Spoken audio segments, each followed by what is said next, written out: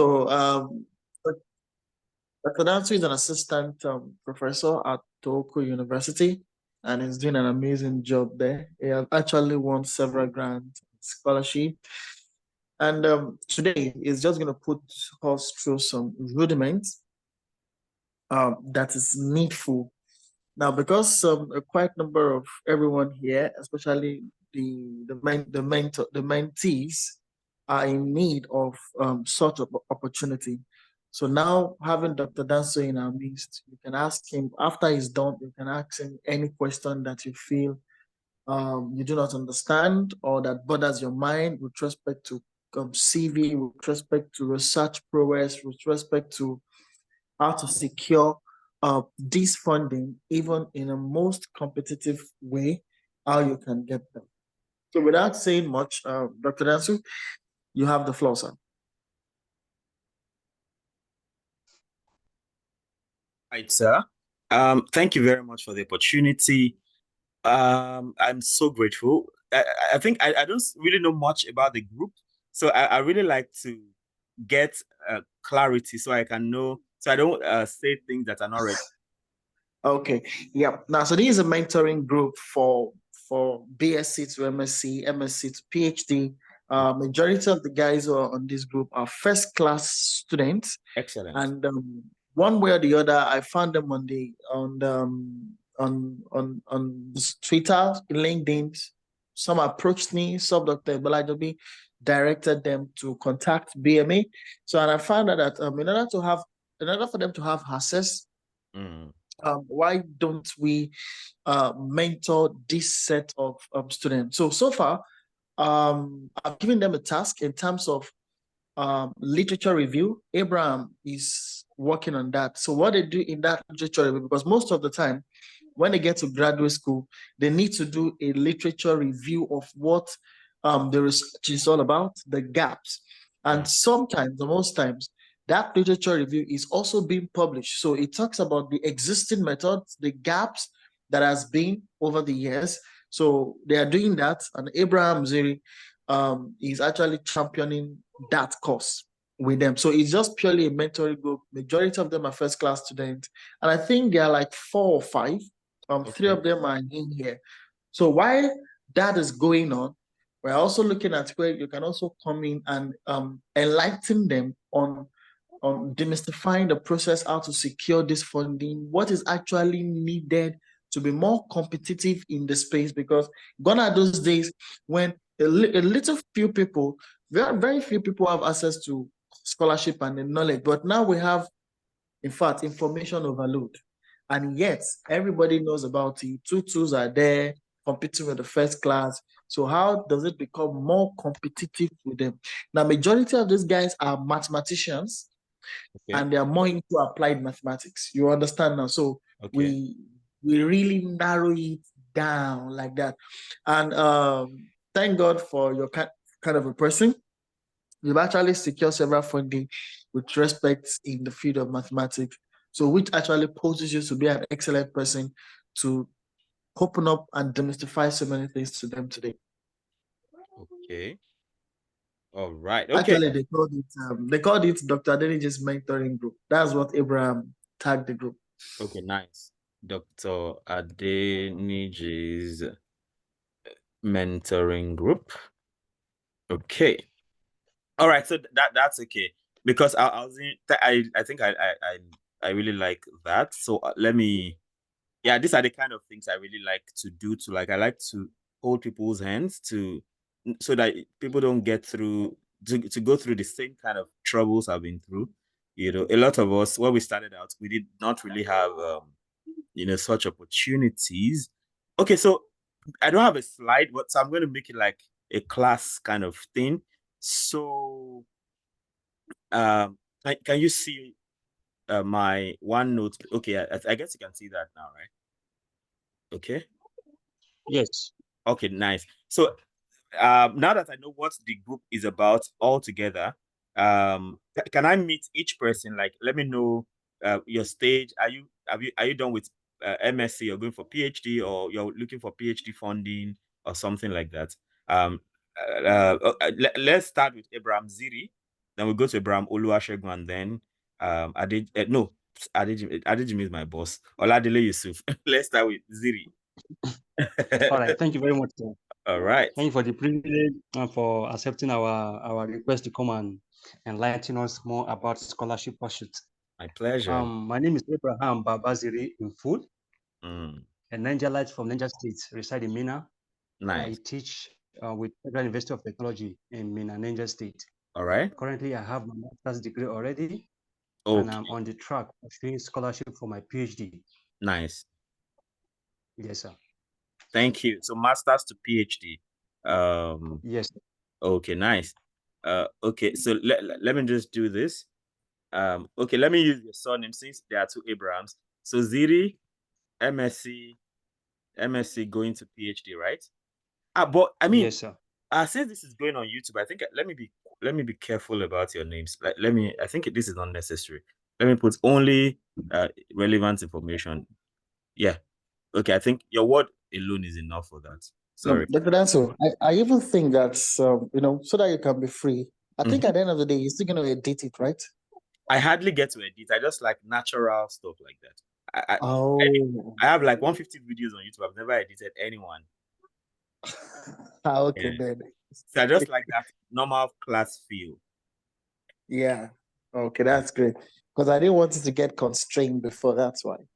Yeah. But I mean, I don't even have to put it on YouTube too. I mean, it's unnecessary.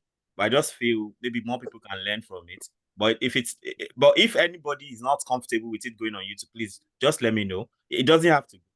But I mean, I just like these days, I remember I've taught math several times. Like I've taught trigonometry. I would have taught like 500 times.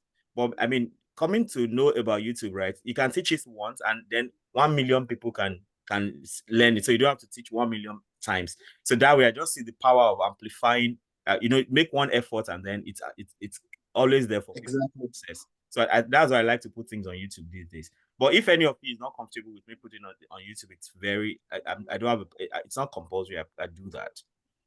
All right. So yeah. So we can go to Abraham Oluwasegun.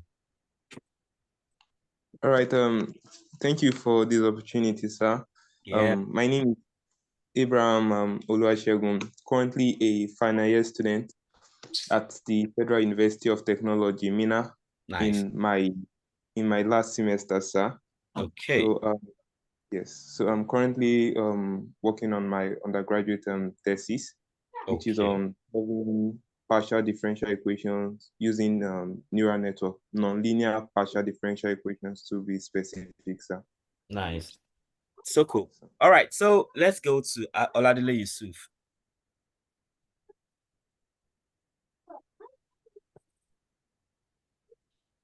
Oladile Yusuf, please.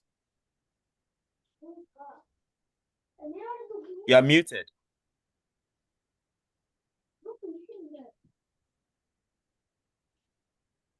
Hello.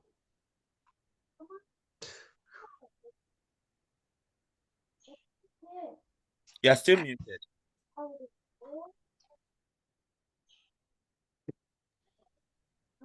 You are still muted. We've not heard a word from you. Can you hear me now, sir? Nice, yeah. Thanks for this great opportunity, sir. My Yes, name is Oladile Yusuf Olatunji from Ilorin, a student of Federal University Dutse. I graduated this year. I finished my BSc program already, so I want a funding under MSc. Nice. Okay, great. Thank you. Yes, sir. Okay, so since it looks like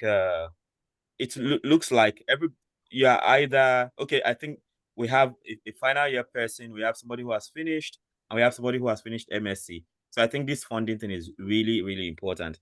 So first of all, I just want to list from the top of my head possible fundings that are specifically tailored for mathematicians. And then of course the first one would be okay. We have AIMS. There's AIMS. There's Erasmus Mundus. There is what else? There is ICTP. Maybe this will not be popular. There's ICTP. There is what else? of course, other pathways will now be like general scholarships, right? I mean, these are specifically tailored for mathematicians. So AIMS, Erasmus Mundus, ICTP. Then you have, of course, let me just call these general scholarships. Another general scholarships, it will be the normal things we know, like Commonwealth. Well, maybe as much as possible. So maybe I'll not give examples where I don't know a mathematician has benefited from, like as much as possible. So because I don't know any mathematician that has been on Commonwealth. Like I'm talking about my circle. It doesn't mean no mathematician has ever benefited from Commonwealth scholarship. But I don't think I know any mathematician per se. But I know at least I'm a mathematician and I've been here for next scholarship in Japan. Then, of course, I think I know a mathematician. Like one of our BMA members is a lady or somebody we have invited before is a mathematics person that is under the DAD scholarship. In fact, we have our secretary in the BMA research, biomass research group was a DAD scholar. I mean, that's for sure. Then, okay, maybe Erasmus should have come here too. Erasmus is more like a general thing. I guess Erasmus should be under general scholarships because it's not just specifically for maths, but AIMS and ITTP are basically for maths. So there's Erasmus. Then there are, maybe here I can also put BMS, Berlin Mathematical School. There are specific mathematical schools like that. Let me get rid of this. So there's BMS, Berlin Mathematical School. I think there's also, is it BIGS now? Bonn International Math School or something. So I'll still go back and talk about this one specifically. Then another thing is, should I call it network now? Should I call it network? Network. And when I mean network, I'm talking about, connection with, these networks, for instance, arise from, places where you've been. So when I talk about network, it could just actually be individuals. Like you have a network with an individual, like maybe a professor that you know, or that a professor that your professor knows, or like it can also be institutes. Okay. All right. So let me go back to the beginning where I talk about AIMS. So AIMS is the African Institute of Mathematical Sciences. I'm very sure that all of you have heard about AIMS. Or who is hearing about AIMS for the first time? Just unmute and say something. Anyone here who has not heard about AIMS? I think we have heard about it before, sir. Excellent. Great. So the deal about AIMS is that it's particularly tailored for Africans. So that makes it really cool. That means the competition is less because it's now restricted to Africans. And of course, with your first class, it's almost guaranteed, Then of course, even people with 2-1 get it. I think I know a couple of people who finished with 2-2 who actually got into AIMS. And the beauty of AIMS is that it is in different centers across Africa. The first AIMS center, I think, started out in South Africa. But at some point when it grew, then extension got into places like Ghana, So it started in South Africa, then other centers came up, like in Ghana, in Senegal, then there was Rwanda. Rwanda came, I think maybe Rwanda is the most recent of them. There's Tanzania. There is Cameroon. I'm not sure if there's any other one. Cameroon. Then another one. I don't know if I should include AUST as part of this thing, but let me just list it. It may not be for direct scholarship per se, but I know that AUST is actually doing a great job too. Let me just list it. It may just be helpful. Now, talking about the African Institute of Mathematical Sciences, right? There is it's I think it's something sponsored by the German government or something like that. So there's some funding available to make. So it's called, I think, the Next Einstein Initiative. And the idea is that the next Einstein is coming from Africa or something like that. So, and that's why all of these programs are coming. So of course, for obvious reasons, right? Most people that want to go for AIMS like to go to South Africa, but then it became very competitive. And so if you apply to South Africa, your chances are very low, you know. And then I want to believe that the next competitive one would have been was Ghana, but I don't know. I think Rwanda is really a big deal now, because in Rwanda you have, you know, things like machine learning, you know, coming up in the whole thing. Data science, machine learning is like one strong point with the Rwanda African Institute of Mathematical Sciences these days. Then, of course, one idea I think I got along the line is the fact that if you are to be highly considered, right? If you are coming from an English-speaking country, you are most likely going to be taken in a non-English speaking country like Senegal and Cameroon. You know, if you are from Nigeria, right, it looks like you have a higher chance of being selected into AIMS Senegal or AIMS Cameroon compared to AIMS Ghana, South Africa, Rwanda, and Tanzania. That is not to mean that it is totally impossible, right? That does not mean it is impossible, you know. So, but of course, if you want to be guaranteed admission into AIMS, so as a Nigerian, I highly recommend Senegal and Cameroon. Of course, it doesn't mean that you cannot apply to other places. I think I did not I did not get the AIMS scholarship actually, because what even happened that time? I don't know. For some reason, I think I applied for AIMS a couple of times, but I never got selected or something. I'm not sure what really happened, you know. But I mean, one trick is, if you want to be sure as a Nigerian to get selected by AIMS, you either go to Senegal or Cameroon. I know Rwanda is very attractive these days because of the data science, because of the data science edge they have. You know, that it's very, very attractive, you know, because of that data science thing. Okay. All right. So what else do I have to say? So I mean, Rwanda stands out because of machine learning and data science. I can't overemphasize that. And of course, as an English speaking person, it's better you go anglophone country to go to anglophone francophone countries like Senegal and Cameroon. It gives you the additional layer of learning some French, you know. That really helps. Now, one beautiful thing about AIMS is that most people, you know, like sometimes getting scholarships generally is a huge task, you know. So sometimes when you go to AIMS, the connections you make from AIMS actually gives you leverage to other places. So you can actually use AIMS as a stepping stone to other places. Of course, you can apply to America straight. You can apply to any other nice place people like to go to straight. But if you are not able to, you can use AIMS as a stepping stone. For many people who have been to AIMS, they end up getting connection to go elsewhere. In fact, sometimes once you have AIMS on your CV, it's easier to get into other scholarships that are very competitive. A very good example of that would be, you know, that I've talked about AIMS, right? That I've talked about AIMS. Then now let's talk about BMS. Maybe it's not very popular, but I know that it's very competitive. I think I applied to BMS like a couple of times, like up to 3 or 4 times, and I never got selected. But when I checked through, because one thing I also like to do is I like to check which kind of people have they selected in the past from Nigeria, so or from Africa generally. I discovered that people from AIMS, I've seen an Egyptian person who got selected for PhD at BMS, at Berlin Mathematical School. Berlin Mathematical School, obviously that's in Germany, right? Berlin Mathematical School. Okay.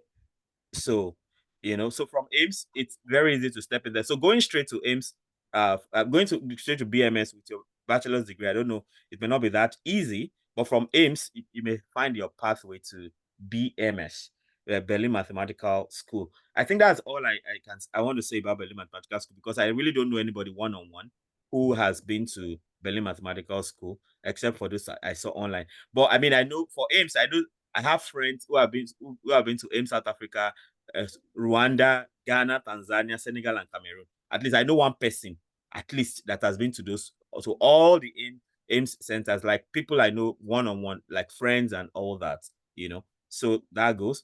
So then I've talked about Berlin Mathematical School. Then there's AUST. Now, AUST, the issue with AUST is a bit tricky. Hello, are we still together? Oh, okay, nice. We are all here. So AUST is the African. Yes, we are with you. All right. I just saw that the sidebar went off, so I was wondering if we're good. So AUST is the African University of Science and Technology, Okay, so it's not strictly a mathematics place, but I mean, science and technology tells you they are focused on STEM, science, technology, engineering, and mathematics. So if I know two people here, like two people that though we're not seen face to face, but we are friends on social media. Interestingly, both of them are professors in the US now. One is in MIT, the other one is in, I think, Morgan State University. So the one in MIT studied chemistry in ABU first degree, and then he went to African University of Science and Technology and did his master's there. Then he went to Canada for PhD. Then the other person, I think he studied mathematics from University of Nigeria, Nsukka, and then he went to African University of Science and Technology for master's, and then he went to Saudi Arabia, then later finished up his PhD in America. Now he's an associate professor in the US. So now the thing about African University, interestingly, African University of Science and Technology is in Abuja. It is in Girimawa, I believe. Girimawa, Abuja, Nigeria. Girimawa, Abuja, Nigeria. Now, for those of you who have not done MSc, so instead of probably doing MSc in your school again, especially if you have to pay for it and you don't have a scholarship, you may want to as well go to AUST, where you get, once you get, I've not been into the AUST compound, but it looks like you're abroad right here, right in the heart of Abuja. So, and you get access to world-class stuff. So I think you get to pay school fees and things like that. But if you're going to pay school fees in the school you graduated from, you could as well go there. And that also gives you the AIMS kind of feeling that, you get connected with professors, because professors that teach there are actually professors across the world. They get to visit, just like AIMS. You have professors from across the world that visit African University of Science and Technology. And, you have people from, at some point, I think the president of AUST was even a Nigerian professor that was from MIT or Harvard, I'm not sure, one of those two. So you have that going on right there. So you can actually consider that. So it may not be funding per se. And of course, sometimes you also have some institutions funding some positions there. So you may want to check. I think their website is aust.edu.ng or something like that. Or just Google, since you know the name, so you can explore and see if they have funding for maths. And if they don't have funding and you want to end up doing masters in the school you're graduating from or somewhere else in Nigeria, you could as well go there, because now guess what? While I was looking for my own funding, so I was applying all over the world. Mention the country, and I probably applied there. Guess what? At some point, I even wrote GRE. I got 311 over 400. Is it, yeah? Is it over 400 now? I got 311 over 340. Yeah? I got 311 over 340 in GRE. And that time, I applied to University of Alabama. Okay, I know one FUTA alumnus, a professor, was in the University of, was it Alabama? I think. Yeah, University of Alabama. And, I applied to the maths department right there. Guess what? My 311 was good enough for admission, but I needed like 314 or 315 to get funding, and that was why I ended up not studying in America. Maybe that's one of the reasons. And I advise people, in case you have money and it doesn't cost you anything, write GRE. Once you can write GRE and you get 320 over 340, you can be guaranteed funding to almost any school in the US. 320 over 340. That's 170 over, that's 160 over 170 in, GRE has three parts: quantitative, is it quantitative reasoning? All right, quantitative reasoning, that's like high school maths. And then you have 160 over 170 in verbal reasoning. That's like English comprehension and all those things. So if you can have this, in fact, some of my mentees from FUTA, I know one of them, I told them this, and I've told like 2 or 3 people this thing, that just get 320 in GRE and admission is guaranteed. Guess what? One of them went and came back with 326.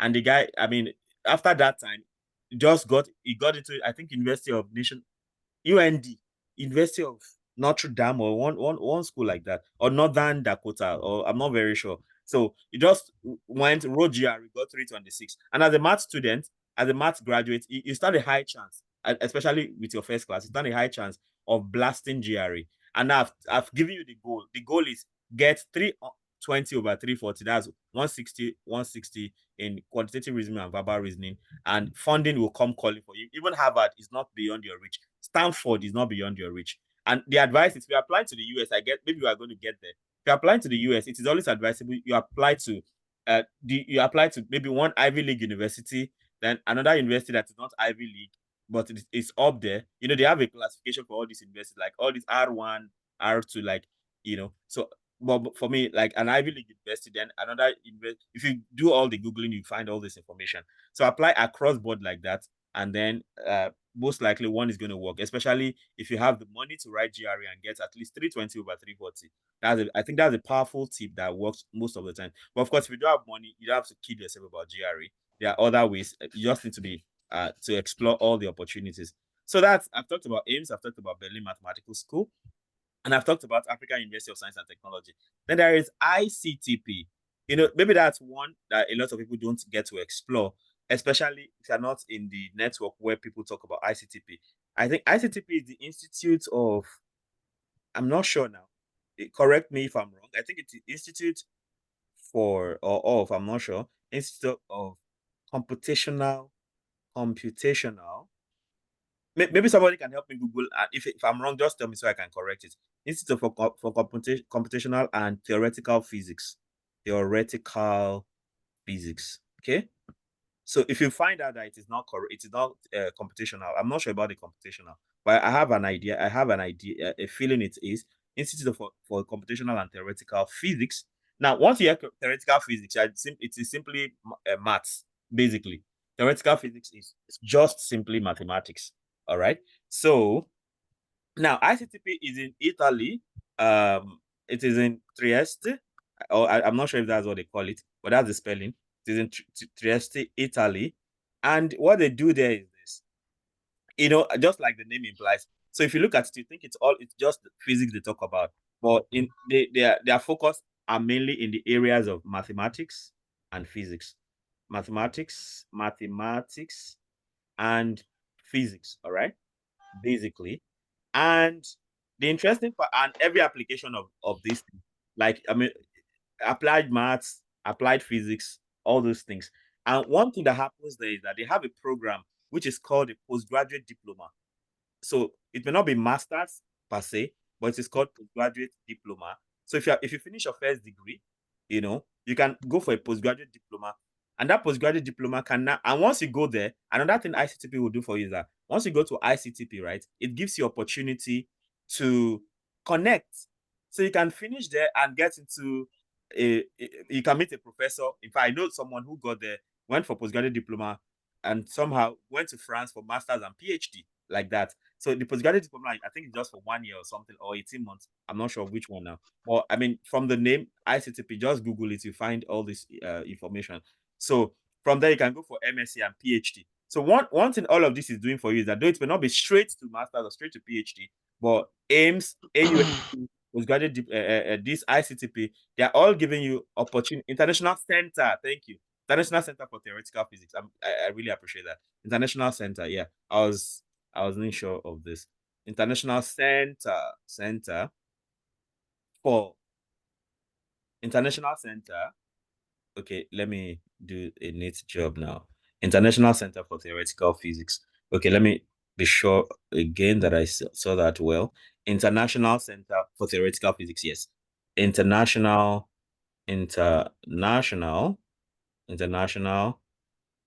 Center for Theoretical Physics. And just like I said, once you hear theoretical physics, that is math right there. Or you hear something like theoretical ecology, it's maths they are talking about, basically, but just in the context of those things.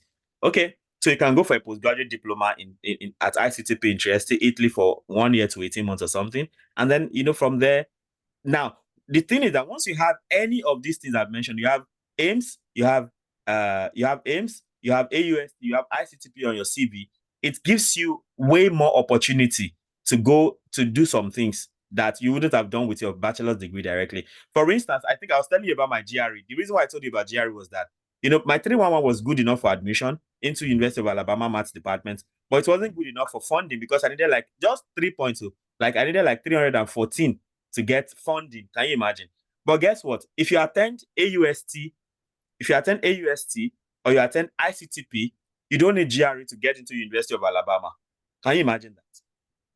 Because they have some kind of connection going on. So once you show your certificate that, oh, I finished from AUST in Abuja, or I finished from ICTP in Italy, University of Alabama takes you automatically.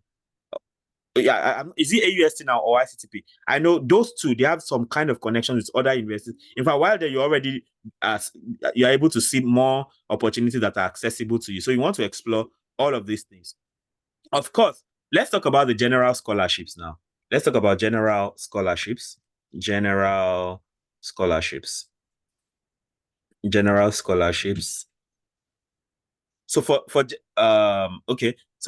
scholarships, the first one I'd like to talk about is Erasmus, because I know a lot of Nigerians are getting on this Erasmus Mundus. I have a lot of mentees who have been through Erasmus Mundus as maths people, and most of the time their pathway starts from. Most of the time, I'm not saying all the time. The beauty of Erasmus is that you get to study in at least 2 European universities. In fact, these days it's like you can even study in a European university and then go to maybe Canada. I think there are those pathways these days. So most times you go to two EU universities, at least two. So some people go to as many as 3 EU universities, And for the maths guys, for the pattern I've observed, most times they go first to Italy, like L'Aquila, or some can go to Trieste. After Italy, maybe they now go to like Germany. They can go to Germany, and then they finish up. Or sometimes somebody can go to Italy, Germany, and then maybe now go to Czech Republic. If you have, depending on, how do they spell Czech again? It's like there's Z inside the thing, Abi. Yeah, Czech. Something like this, yeah. Okay, I still have a book. Okay, Italy, Germany, Czech. All right. Or, I mean, it can even be France. Okay, let me just read the possible country that we could go to. It can even be France. It can be, yeah, mostly this. For the maths guys, I know most times they go to L'Aquila, they go to Trieste. In Germany, they go to Hamburg. They go to, where else? It's like Hamburg is the most popular that I know of that maths guys go to. And then they go to Czech Republic. They go to maybe, is it Slovakia or something? They go to Czech Republic, and then they go to France. These are the places they go to.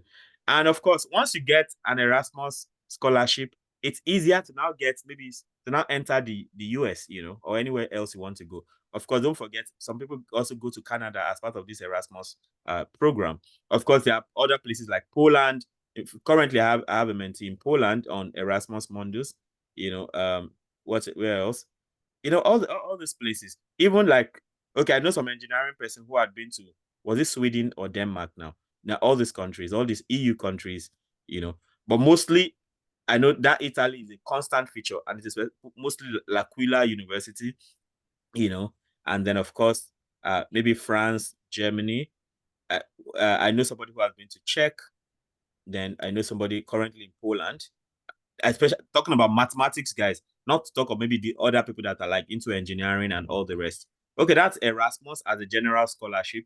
Of course, I must talk about MEX scholarship. MEX scholarship, that was the one I got. MEX means Ministry of Education, Science, Sports, and Culture and Technology. I mean, one ministry, imagine where everything they put together. Education, there is science, there is sports, there is culture and technology together under one ministry. And it's a Japanese, the Japanese ministry of all of that, So, and it's one of the most generous scholarships, because the beauty of it is that once you get a MEX scholarship, you don't visa, flight, you don't have to worry your head about anything. No, these days I get to hear about people get admitted into Erasmus. I think they had a lot of funding when they started, but these days, like, the funding is reducing or something. I'm not sure. So people get that these days, and they still need to look for some money. But for MEX scholarship, all the money you need is the money for your first month. Like, maybe they recommend like you have like $2,000, just to live for the first 1 month. But in my case, I barely came with $1,000 because that was all I could afford. In fact, some people are not, they don't even have any money. Maybe sometimes, maybe if you have someone here already, people get to help. Like, okay, for the first 1 month, they give you some money. When they pay you your money, then you can now refund. That happens a lot. But flights, I know a lot of people that are going to America this fall, but because of the exchange rate now, I think visa alone is like more than it's like 200,000 or 300,000. I'm not sure. And flight is like 2.2 million or as much as that. As the thing gets close. So if you get a MEC scholarship, you don't worry a bit about that, because even the visa thing, the embassy takes care of that for you. Of course, there are different pathways to the MEC scholarship, right? There is what is this called now? There is embassy recommendation. That was what I came through. So embassy recommendation. And of course, with your first class, you are the type they are looking for. But one thing with this is that they want you to have served already. So that person that finished masters, sadly, the MEC scholarship application just closed in, was it last month or early this month? I'm not sure. So, I mean, it's like that, but it comes up around April every year. And then there's also university recommendation. So the difference between embassy recommendation and university recommendation is that for the embassy recommendation, you apply to the embassy. And then, of course, I can quickly run through the process based on my own experience. So the first stage of the application is that you submit. The first stage of the embassy recommendation is that, you get a call. In fact, the Japanese embassy has a Facebook page. You can follow that if you're interested in the embassy recommendation, especially that guy that is just rounding off, or somebody. Okay, I mean, if you're still in Nigeria by April next year and you still don't have some funding yet, you may also want to consider MEC scholarship. I mean, it takes away you don't have to stress about flight, visa, all those things are taken off. If you're even married, you don't have to stress about anything. All you just need to do is, maybe in my case, I came, and after 2.5 months, then we had my wife, we had a baby. So after 2.5 months, my wife and baby joined me in Japan. So for them, all those you don't have to worry about visa, flight, family. Somebody has a question? Okay. So for embassy recommendation, you submit your application. And what are they looking for? Your CGPA is very crucial here. Make sure you have served to boost your chances, because I know of people, I think I've heard of people, somebody who had first class, but because the person hadn't served, they don't consider. Because I think the federal government is involved. They have a federal government person as part of the screening committee or something. And, for Nigeria, as a Nigerian, you need to have served for at least, you need to go for NYSC before you can do other things. So you want to be careful with that. So then you submit your application, and what they are basically looking for here will be your CGPA. In fact, that's like the most important thing. Your CGPA and the neatness of your form. Can you believe that? You get ranked based on your CGPA and how neat your form is. So that's why it's always advisable you fill your form on a computer. Then the next thing after application would be something like okay, after application, I remember in my case, in my time in 2016, I learned about 400 to 450 of us applied, and then based on this CGPA and neatness, how neat your form is, then you can be invited for a test, a written test for that matter, a written test. But because of COVID and all that, sometimes they get to do this test online also. I'm not sure. But I think now that COVID is over, it's like the written test has resumed. So you write the test in Abuja, because the Japanese embassy in Nigeria is in Abuja. So out of the 400 to 450 of us that applied initially, 70 of us were invited for the test, for the written test. And the written test is basically on English and Japanese. Can you imagine that? English and Japanese. I know somebody's heart is cutting that. What do you know in Japanese? Well, when I went to write this test, I only knew some words in Japanese. And of course, I didn't know that the writing has to be in the Japanese text, that thing that looks like Chinese character. So I only knew some words in Japanese, and those words did not even count at the end of the day. But the Japanese thing, if you don't understand Japanese, it's not a problem. But if you study Japanese and you know some of it, excellent. But this English now becomes very important. It's like comprehension, passage, lexis, and structure. That's your normal English. So they also want to see how well, because you cannot even the graduate school in Japanese, they actually want you to be able to study in English rather, because I mean you get to study in English and write your thesis in English too. The Japanese is just for you to be able to cope in the environment, right? because even most of the times you even come and, like in my case, I had to study Japanese for 6 months before I got enrolled into my PhD program, because I had my bachelor's and master's degrees in FUTA already. So this English, you have to do it very well. Now, if you know the Japanese and you're able to do it, fine. What I did for the Japanese was I just wrote whatever they wrote for me, I wrote it back for them. I didn't know what I was doing, I just did it. But so to tell you that it's just nominal, it doesn't matter. But that English is really important. All right. So 70 of us wrote that. And after 70 of us wrote that, so the next stage is the interview. And for the interview, 18 of us were called for the interview. 18 of us were invited for the interview. Can you see how it's going down from 400 to 70 to 18? So we're called for the interview, and the interview is, of course, the interview most of the time. So if you're getting interviewed for masters and PhD positions, it's like the same all over the world. Most of the times, the questions are standard. Like, what's your background? Like, where did you have your bachelor's and master's degree? Depending on, for bachelor's, you can apply for master's, PhD, because if you're going for master's or PhD, they say you are going as a research student. That's what you pick, research student. Research student means that you're going, probably you want to study language for 6 months, then you get admitted into master's or PhD. That's what research student means. So if you finish bachelor's degree, you go for research student, and then it means you do some time, and then you go straight into master's program. If you are a research student with a master's, you go after the 6 months of learning language. Some people don't learn language, interestingly. In my set, I remember one of us went to Hokkaido University. He didn't have to learn the language, like officially. He went straight into his research program. Well, alongside, he had to now find a way of learning the language. But for us, it was required that we first of all use 6 months. I think I like the idea of learning the language first. That also helps you to settle down, that helps you to settle down. So you're not bothering your head with research first. You're just learning the language, getting used to the environment.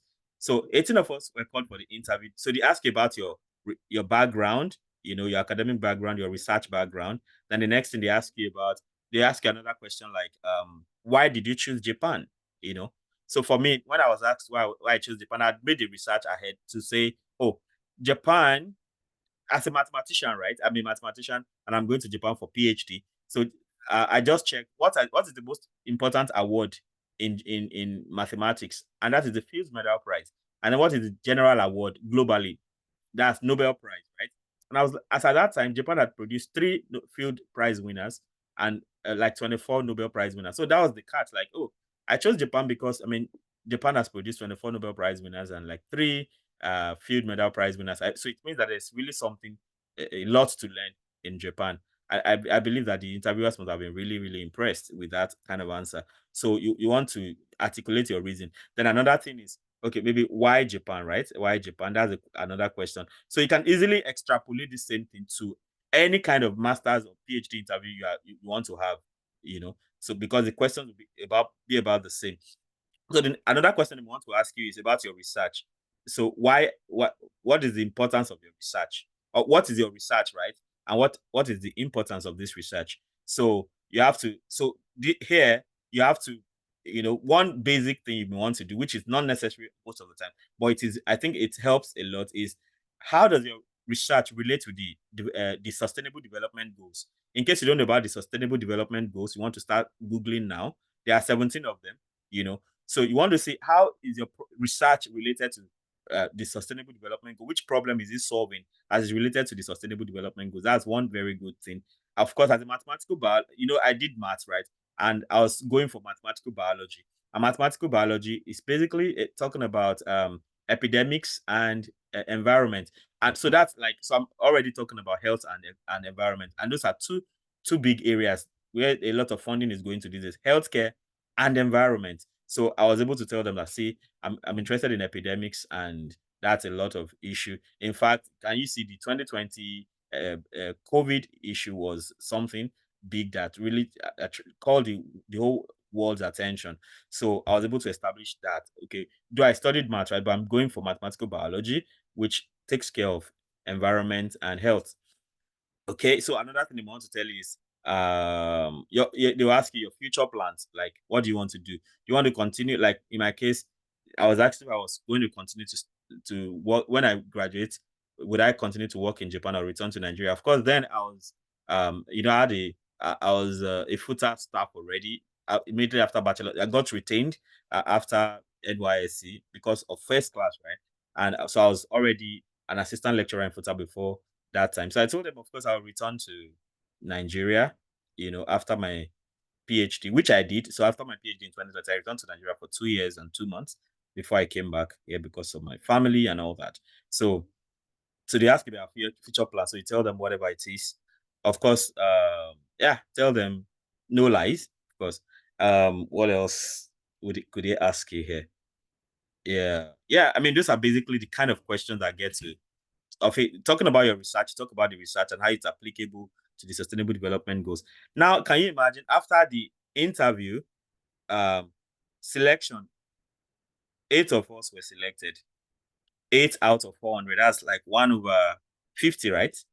And interestingly, in 2016, that's still like one of the highest I know for research students, people going for MSc and PhD. That's like the highest. Most times they get to select like 4. Before our time, I think the maximum they ever selected was 6. But in my set, it was like 8. So most of the time, it's like around 4, 5, 6. That 8 was really exceptional for that year, right? So like that. So that's the procedure for the embassy recommendation. For university recommendation, in that case, you write a professor in a Japanese university. Now, the problem is getting a professor's attention is a big deal. But of course, you don't give up because you can write like 100 letters and only one person answers. And the person may even tell you, I'm not taking student right now. But you keep at it because 1 yes is going to cancel all the pains of all the 100 no's you would have get. If I know people personally, like some of my mentees who went for embassy recommendation, they didn't get selected. And then they found the professor in a university in Japan, and the professor was like, fine. For instance, I know particularly if you're looking for university recommendation, you want to consider universities like Hokkaido and Tsukuba, because I know firsthand people I know one-on-one that got university recommendation, because some universities also, like Tokyo, also has something. Of course, generally speaking, MEC scholarship wants you to avoid places like Tokyo, Osaka, and Kyoto, because those are like their biggest cities, Tokyo, Osaka, and Kyoto. Those are like their biggest cities because competition to get into these universities here are very big, and the living expenses there are also very high. So they always advise you to avoid them, But you can have specific universities having, like, I think Hokkaido has an engineering program, for instance. So most of the people I know in Tsukuba, they are into like atmospheric physics, like, or meteorology. Then Tokyo, I think I know somebody in Tokyo who got into Tokyo with for agricultural science or something like that. So you want to explore all these possibilities. So I'm able to talk a lot about MEX because that was actually the one I got, right? Then of course something close to MEX would be DAD. Dad. I think that is as generous as MEX too. Like, you don't have to worry so much. I don't know for sure, but I think it's close to that. You don't have to worry about visa and flights and all these things. I mean, that is like MEX, and that is the German, like the biggest German thing you can get. So it's German. So I don't know so much about it, but you can explore all these things. So now, talking about still under general scholarships, which one can I talk about again? Which one can I talk about? South Africa. Uh, South Africa.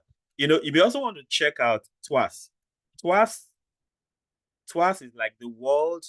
Is it the world now or third world? I'm not sure. TWAS is like the World Academy of Science. The World Academy of Science.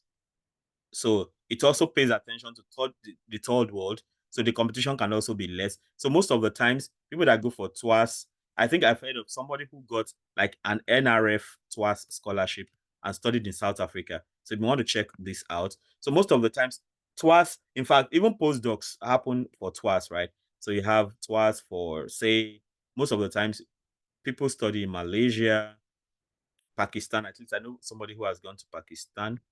Oh, this Pakistan thing, I think it was TWAS, right? I'm not very sure now, but I think it was TWAS. Malaysia, Pakistan, India, Brazil, China,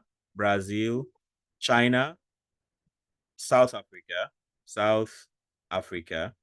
Of course, again, most people that want to go for this prefer maybe South Africa and Malaysia for obvious reasons, especially the language, right?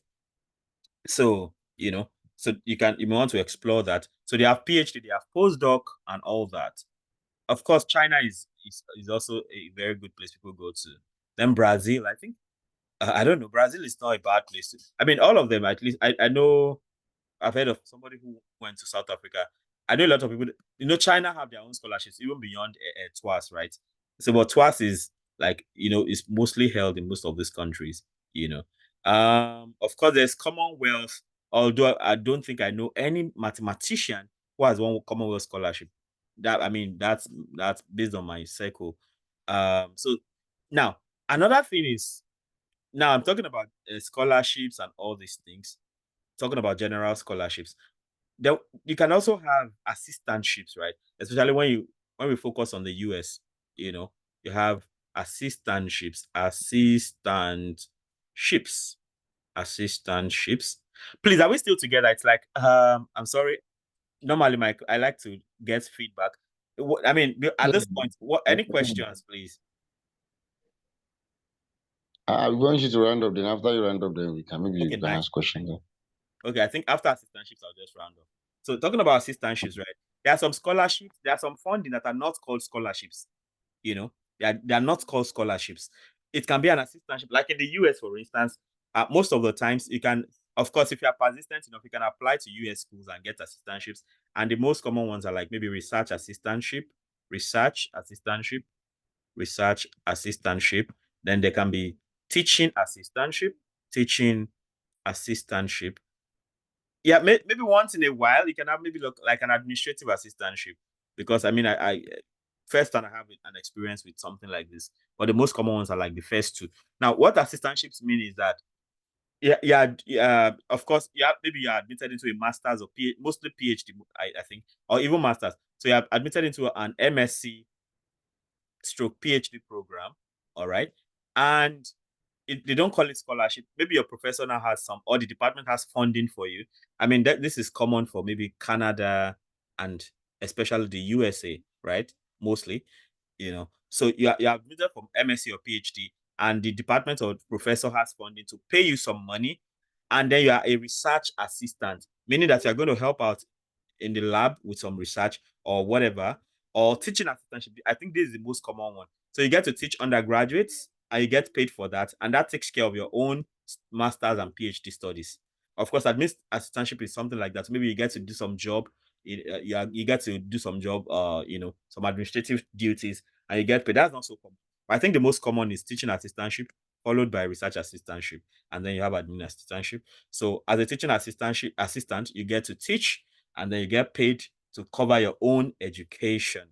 And of course, how this works most of the times is, in fact, from my experience, most of the times, it's important that you have somebody speaking for you, especially even if the department says that you don't need to contact the professor before you get admitted. It is still always good that you write a cold email a professor. And in cold emailing, what do you need? Basically, for cold email, you just need to tell the professor, you check out their work and see how it aligns with yours. Don't just write any professor whose work does not align with yours, right? So you see alignment of your interest, alignment of research interest is important. Research interests, okay? Alignment of research interest, that's extremely important. Then the next thing, you're also going to give a brief background of yourself, the schools you've attended, the CGPAs you had, and things like that. Then if you have any publications to show that at least you're also doing something, especially if you're looking for PhD, publications can be very important. For MSc, maybe not so. If you have it for MSc too, even good. And then, of course, at least attach your CV and attach your CV transcripts. I strongly recommend this. Attach CV transcripts, and if you are going for PhD, a research proposal, to show that at least you can articulate your thought. The proposal does not mean that that's what you must work on. In fact, most of the times, the proposal is just to get in. When you get in, most of the times you end up doing something totally different. So the reason why you need to attach this is, these people are very busy. In fact, for you to even get their attention, it's not easy in the first place. So when they read your email, let them get every information they need to decide if they want to continue with you or not. That's extremely important. I think I want to stop here so that there's a lot more to say, but let me stop here so I can get your question so we can have a more balanced discussion. Thank you for listening.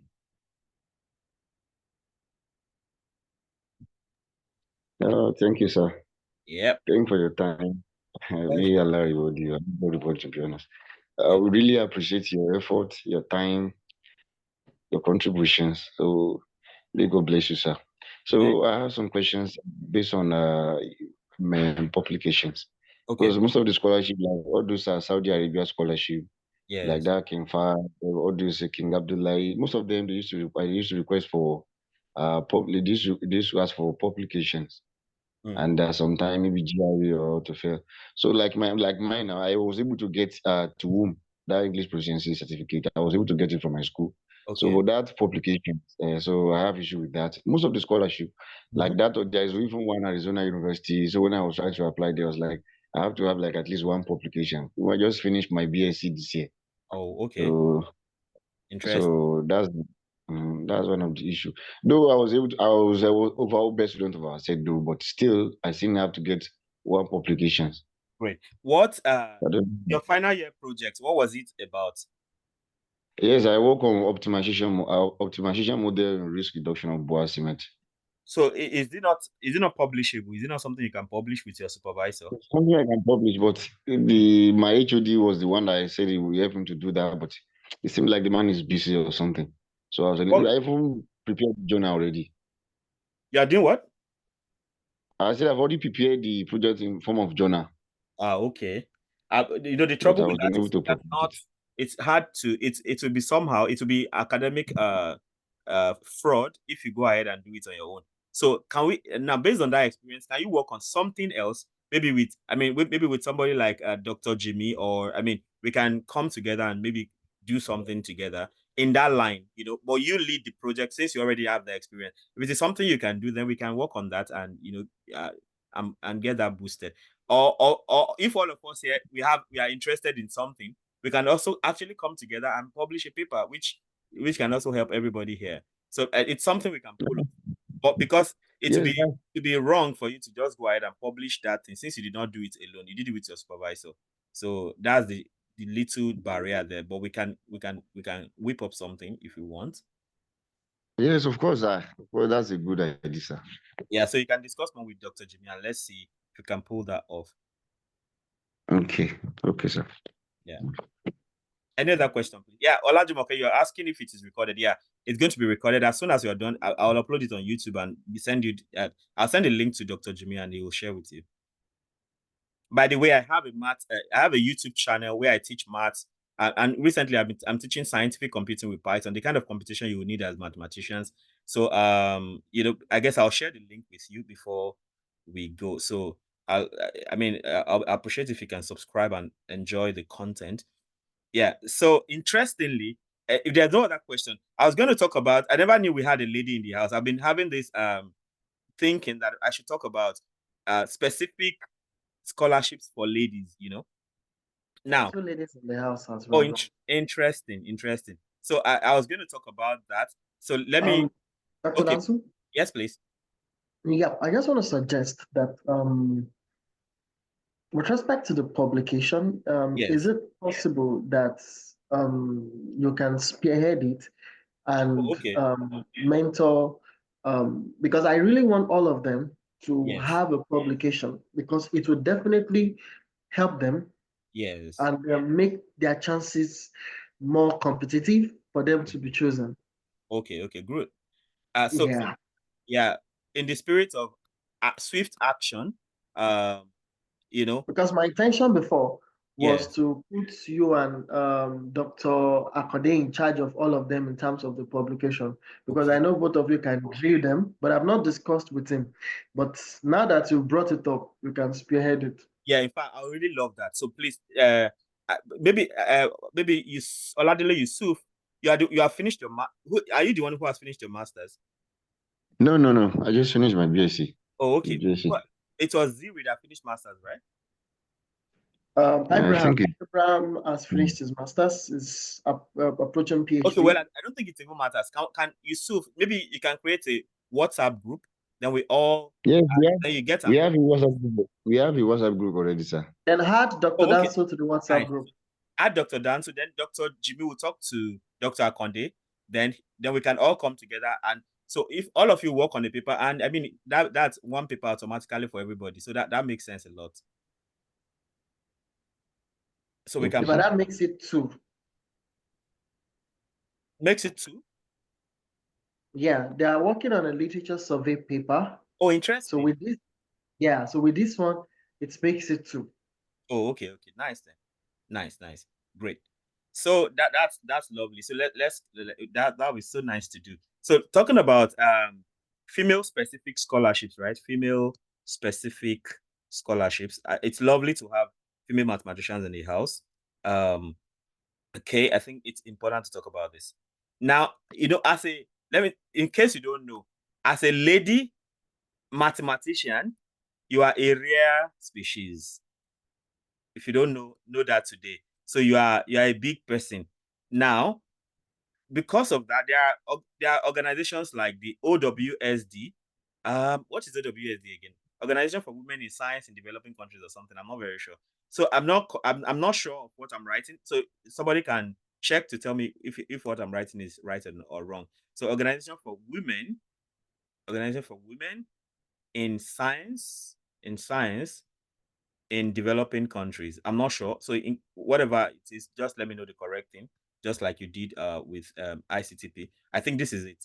So it's basically focused on women, and they have their own scholarships. They have their scholarships. In that case, now you don't have to compete with anybody. It's just girl to girl stuff, and then you can do that. All right.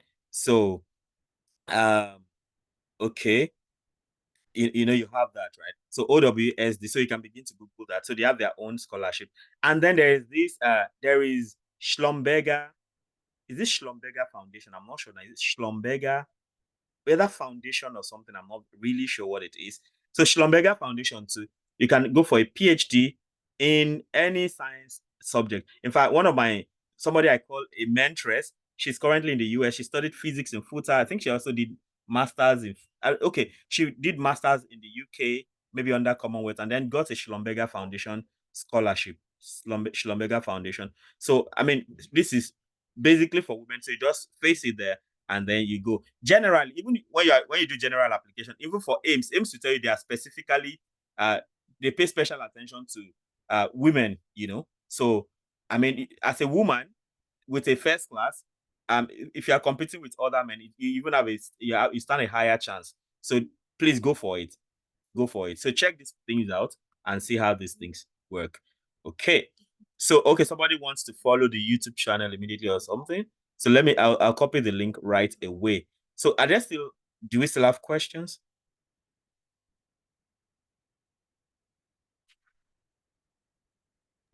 No questions. Wait, okay. Yes, sir. I have a question, sir. I have a please question. go ahead. The English proficiency issued by school, is it advisable to, is it good enough to get another one? Because I was able to get it. Yeah, it's not a bad idea at all. It can be your escape out of needing to write the exam itself. So it's if you can, in fact, do you know what I advise people? Once you graduate, don't say you come back and collect. Everything you need to collect at once and forget about it. You understand? That's extremely important. Yes, I've gotten all of them. I've collected the English proficiency, the transcripts at the same time, the statement of results. Yeah. So I think the deal that's extremely important, right? But sometimes even when you're applying to a new school, they want to now. So I've posted the link to the YouTube channel. You are going to find this video there when we are done. Like in the next, as soon as we are done, I'll try to get it up there. To take a bit of time though. So if you subscribe, you get alerted immediately the thing comes on. So yeah. So even after collecting, right? Sometimes when you're applying to a school, they may want your university to send it to them directly. In fact, in FUTA, for instance, what they do these days is if you're applying for English proficiency, they attach it to the name of the school because they want people to keep paying so that they can keep doing that. So even after you have collected the to whom, right? It may not always work, but it's good that you have it. It may help your initial application, and then later your university can now send a specific one to the university. Vladimir is asking, I graduated since 2014, but didn't further my academics since then. Do you all think I can still achieve a PhD before 40? Absolutely. Nothing is stopping you. Like, especially if you, what have you been doing, Olajumoke? What have you been doing? Have you been teaching? or doing something, even if you have not been, as far as you are ready, you are good to go. I don't think it's a problem at all. I wish you can talk so I can know what teaching math. Exactly. That's not a bad one. So teaching math at secondary school, excellent. In fact, if you are so passionate about teaching, math education is a big deal in the US these days. You know, generally STEM education, now talk about math education, it's such a big deal in the US these days. So that's very possible to pull off, you know. So that's cool. So if there are no other questions, I guess I say I'm very grateful for Dr. Jimi for, you know, leading the way all the time, creating platforms like this for people to have an easy life, you know, and also attended conferences and trainings and workshops alongside my teaching. Excellent. So all of those will count. So go for it. Nothing is stopping you. So, I mean, Dr. Jimi, thank you so much for the. Oh, okay. There's still a question. Thank you, Doctor. I believe I can achieve. Yes. Abraham Oluwasegun for sure. What your question? All right, sir. Thank you so much. Lately, I've been doing like some findings, like reading through going through LinkedIn, and I've been seeing that lately it seems it's like there's this more interest in interdisciplinary kind of research. Like one has to be more diversified, like having a knowledge of both mathematics and maybe a similar field one is intending to go into. So yes, sir. So I don't know what you would say on That's a that, great sir. observation. In fact, I passionately recommend that, you know, these days everybody is moving. Generally we have pure math and applied math, right? Pure math is math for fun, like math for the sake of math. But applied math is math to solve a societal problem. So, and these days, if you are especially, you know, most of the times funding is key. And since this event is about funding, you hardly find funding for pure mathematics. You find funding for applied math, maybe like mathematical biology or something, applying math to environmental problems, to health problems, to even drug discovery, like pharmacokinetics, pharmacodynamics, using math to start to find out to do drug. I mean, to invent medicine. You know, that something like that. So interdisciplinary is extremely important these days, and of course it's so diverse that, of course, I think somebody was talking about optimization. So things like logistics and all of those, a lot of math comes in there. So to get one easy way to find funding is to go interdisciplinary. In fact, I know there's a group of programs in the US. Is it in the Germany rather? IMPRS, Institute of something I've forgotten. So they have many institutes, and you can have in one institute, they bring mathematicians, they bring biologists, they bring microbiologists, they bring medical people to work on the same research, and computer scientists, in fact, to work on one research, because all of them bring their various perspectives and bring up something good. So one easy way to find funding is to go for something interdisciplinary, especially that is very relevant. And of course, the top will be like healthcare environment, like that. So that's really important. Another one would be like finance, you know, like mathematical finance and things like that.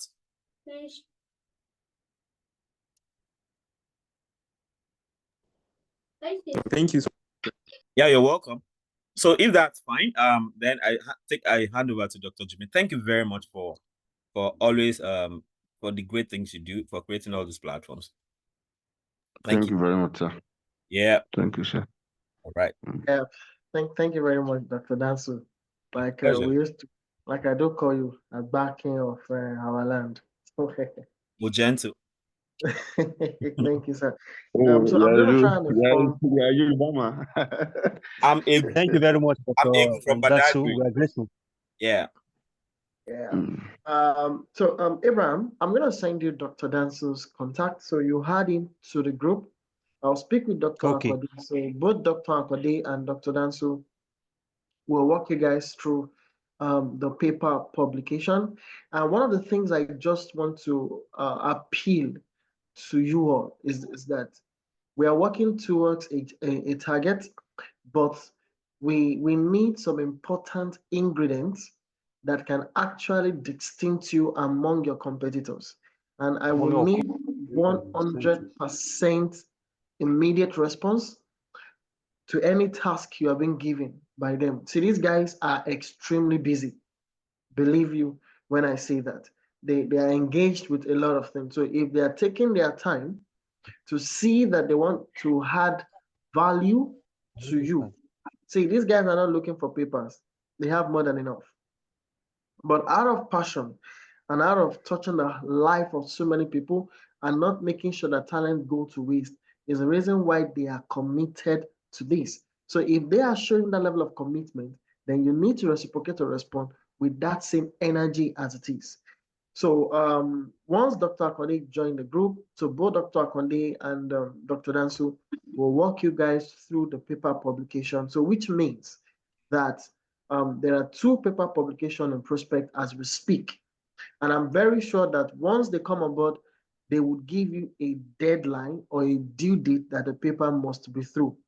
And once that is done, one of the things you will learn through the process is you will learn how to write paper. You will learn the rudiments of mathematical modeling of infectious disease. You will learn how a researcher thinks and birth novelty. You will learn how a paper is being written and the argument is being presented for the public to understand and comprehend. These are things that you will need when you get to the graduate school. So thank you very much for you guys making it to this time. And I really want to appreciate you, Dr. Dansu. Thank you very much, sir. So Abraham will communicate with you, sir, and things will follow up from there. All right. Thank you plenty. See you again. Exactly. Thank you so much. My pleasure. Thank you. We are grateful.